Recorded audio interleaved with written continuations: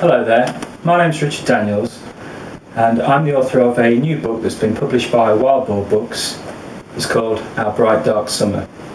It's available on Amazon, both as a paperback and also as an ebook.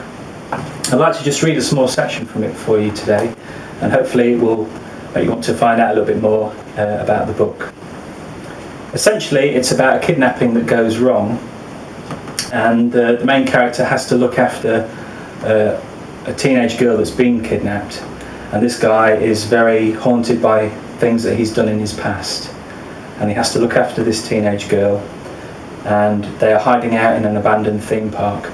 And the section that I'm going to read is where he's just about to meet the girl for the first time.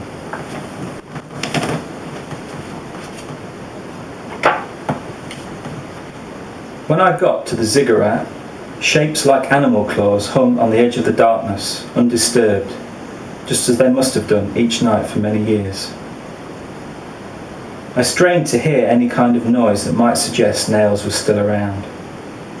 There was nothing but the silence.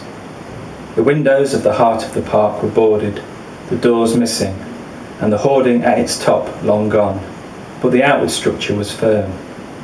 A giant sandcastle not washed away. I panned my beam of light all about.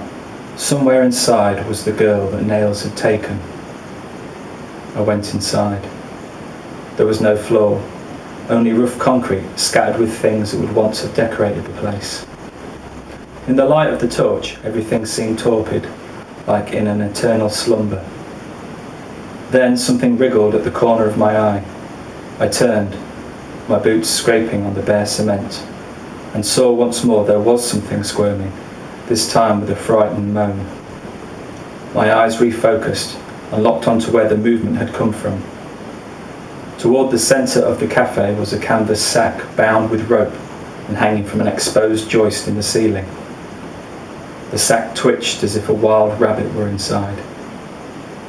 As I stepped closer, I could see tiny slits had been made in the canvas so that the occupant could breathe. From the muffled cries, I guessed that Nails had gagged the girl. She was beginning to hyperventilate, kicking the bag in all directions. It soon stopped, replaced by heavy breaths.